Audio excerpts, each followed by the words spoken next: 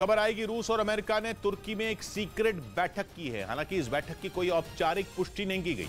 यह खबर ऐसे समय आई जब रूस ने यूक्रेन पर हमले तेज कर दिए और पुतिन पहले से ज्यादा आक्रामक लगे। लेकिन इसी बीच खबर उड़ी कि तुर्की में रूस और अमेरिका ने सीक्रेट मीटिंग की है, जिसमें रूस की तरफ से वहां की नेशनल सिक्योरिटी काउंसिल के वाइस चेयरमैन दिमित्री मेदवेदेव ने हिस्सा लिया। अमेरिका की ओर से उसकी उप विदेश मंत्री और अमेरिका की यूक्रेन पॉलिसी के पीछे का दिमाग मानी जाने वाली विक्टोरिया न्यूलैंड बैठक में शामिल हुई। मतलब ये कि अगर रूस और अमेरिका ने मीटिंग की है तो कुछ तो खिचड़ी पक रही है, क्योंकि यूक्रेन जंग के बाद रूस और अमेरिका ने एक दूसरे के खिलाफ खूब आग उगली। यही नहीं, नॉर्वेजियन सी में रूस ने ड्रिल करके अमेरिका को खुली चुनौती दे डाली। और इसी बीच ये खबर उड़ी जिसने दुनिया को चौंका दिया, क्योंकि अगर ये सीक्रेट मीटिंग हुई है तो फिर कुछ तो बड़ा होने वाला है। इधर दिल्ली नगर निगम के मेयर चुनाव के दौरान 6 जनवरी को हुए बवाल के खिलाफ दिल्ली बीजेपी ने प्रदर्शन किया। बीजेपी ने चुनाव के दौरान हुए हंगामे के लिए आम आदमी पार्टी को जिम्मेदार ठहराया और दिल्ली के मुख्यमंत्री अरविंद केजरीवाल के खिलाफ जमकर नारेबाजी की। बीजेपी ने आम आदमी पार्टी पर पार्षदों की शपथ रोकने का आरोप लगाया। अरविंद केजरीवाल की गुंडागर्दी भारतीय जनता पार्टी बर्दाश्त नहीं करेगी। 6 जनवरी को मेयर के चुनाव के दौरान आम आदमी पार्टी और बीजेपी के पार्षद आपस में भिड़ गए थे, जिसके बाद दिल्ली नगर निगम के सदन की कार्यवाही को स्थगित करना पड़ गया था। उधर कोरोना वायरस पर चीन के झूठ की पोल सैटेलाइट तस्वीरों ने खोल दी। चीन के सरकारी आंकड़ों के मुताबिक जीरो कोविड पॉलिसी को हटाए जाने के बाद से वहां केवल 40 लोगों की मौत कोरोना वायरस की वजह से हुई, जबकि चीन के अस्पताल और कब्रिस्तान इस दौरान पूरी तरह से भरे हुए नजर आए। अमेरिका की निजी सैटेलाइट कंपनी मैक्स आर ने कुछ तस्वीरें जारी की। ये तस्वीरें चीन के 6 शहरों के कब्रिस्तानों के बाहर की बताई गईं।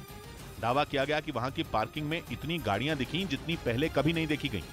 यहां तक कि पार्किंग के पास लगी फसल को काटकर पार्किंग की जगह बनानी पड़ी।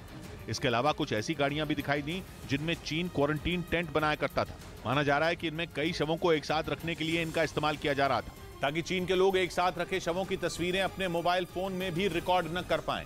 चीन में कोरोना विस्फोट की खबरें दुनिया तक पहुंचने की सबसे बड़ी वजह वायरल वीडियो ही बने थे, जिन्हें खुद वहां के लोगों ने रिकॉर्ड किया था। लोगों के लंबे आंदोलन के बाद चीन में जीरो कोविड पॉलिसी 7 दिसंबर को खत्म कर दी गई थी। तभी से चीन में कोरोना विस्फोट की शुरुआत हुई। लेकिन चीन का दावा है कि 7 दिसंबर से अब तक केवल 40 लोगों की मौत कोरोना की वजह से हुई, जबकि कई अंतर्राष्ट्रीय एजेंसियों ने अनुमान लगाया कि वहां रोजाना करीब 25,000 लोग कोरोना की वजह से दम तोड़ रहे हैं।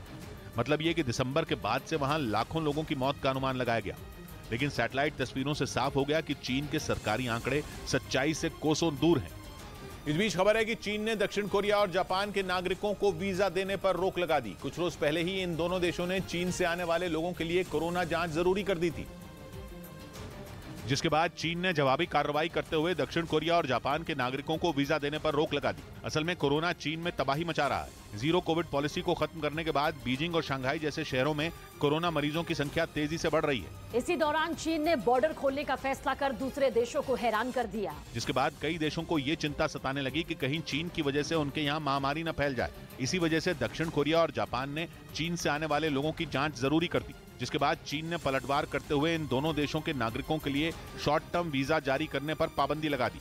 इधर जम्मू कश्मीर के कुपवाड़ा में गहरी खाई में गिरने से 3 जवान शहीद हो गए। हादसा कुपवाड़ा के माछिल सेक्टर में गश्त के दौरान हुआ, जहां बर्फीले इलाके में 3 जवान रोज की तरह गश्त पर थे, लेकिन बर्फ से ढके रास्ते पर फिसलने की वजह से तीनों गहरी खाई में जा गिरे, जिसमें एक जेसीओ और 2 जवान शहीद हो गए, जिनके शव सर्च ऑपरेशन के बाद खाई से निकाल लिए गए।